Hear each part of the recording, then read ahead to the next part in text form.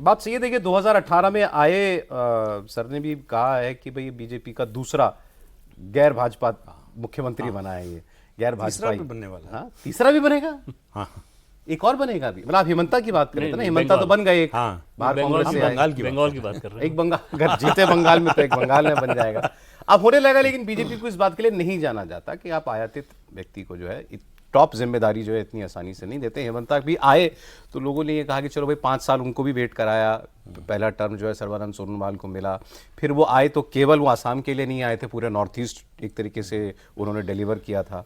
लेकिन यहाँ जैसे है कि भाई आते ही प्रदेश अध्यक्ष, उसके बाद फिर सारे जिम्मेदारियाँ मंत्री के तौर पर, और फिर अब ये अब आप देखिए जी वो तेजस्वी यादव क्या कह रहे हैं। तेजस्वी यादव ने कहा कि हैं तो लालू जी के शिष्य ही, लालू जी की पाठशाला से निकले हैं, तो बिहार की राजनीति तो घूमती लालू जी के इर्द गिर्द ही है। भाई उनकी बात को गलत भी नहीं कह सकते, आरजेडी से ही निकले थे ये, वो बहुत पाठशाला नहीं, घर से निकले थे तेजस्वी। लेकिन हाँ सर, मतलब सम्राट चौधरी क्या नया लाते हैं बिहार की गवर्नेंस? नहीं, अभी कुछ नया लाने की जरूरत नहीं थी। सबसे बड़ी बात यह है कि जो निरंतरता है वो कायम रहनी चाहिए। जो निरंतरता है, नीतीश कुमार जिस तरह से सरकार चला रहे थे और जो राजनीतिक सामाजिक समीकरण बना करके चुनाव जीते थे, देखिए 202 सीट का मैंडेट मिला हुआ है ना, तो वो निरंतरता को, वो उस निरंतरता के लिए सम्राट चौधरी को बनाया गया और इसके लिए ही उनको तैयार किया जा रहा था। भारतीय जनता पार्टी उनको तैयार कर रही थी पिछले कई वर्षों से, दूसरे तमाम प्रयोगों के विफल होने के बाद। 2015 में भारतीय जनता पार्टी का एक प्रयोग था कि हम यादव वोट अपने साथ ले आ सकते हैं, कि हाशिए पर गई हुई पार्टी है भारतीय जनता, ये जो राष्ट्रीय जनता दल है उसके उस समय 22 एमएलए थे, सिर्फ 22 एमएलए 2010 में जीते थे, तो ये हाशिए पर गई हुई पार्टी है, हम यादव वोट ले सकते हैं और एक बड़ा 14% का वोट ले आ लेंगे, हम अपनी राजनीति करेंगे।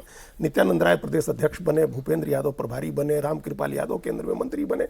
वो प्रयोग चला नहीं, कोई 50 के करीब टिकट या 40 के करीब टिकट 15 के विधानसभा चुनाव में दी भाजपा ने, वो फेल हो गया।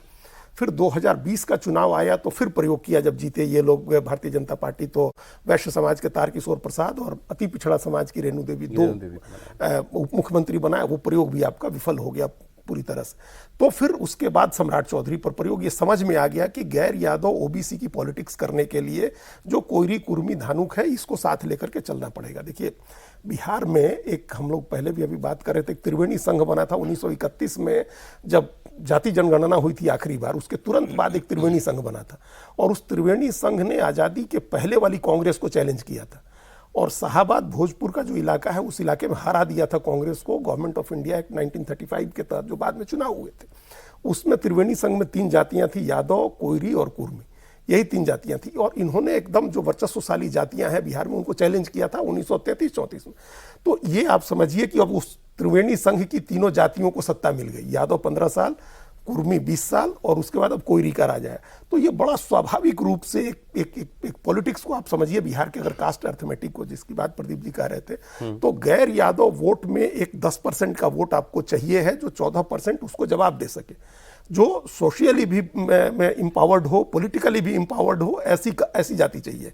अति पिछड़ा समाज जो है बिहार में, जो 26% है अति पिछड़ा समाज, हिंदू अति पिछड़ा, ऐसे 36% है, 10% मुसलमान निकाल दें तो 26% हिंदू अति पिछड़ा है। उसमें सिर्फ 3 जातियां हैं जिनकी आबादी 2% से ज़्यादा है, उसमें एक धानुक है। नीतीश कुमार ने बड़ी होशियारी से जब पिछड़ा अति पिछड़ा किया तो अपने ही वर्ग के एक धानुक को उन्होंने अति पिछड़ा में रखा हुआ है, तो वो 2% से ज़्यादा है, तेली 2% से ज़्यादा है और मल्लाह 2% से ज़्यादा है। बाकी 80 जातियाँ हैं 20% में।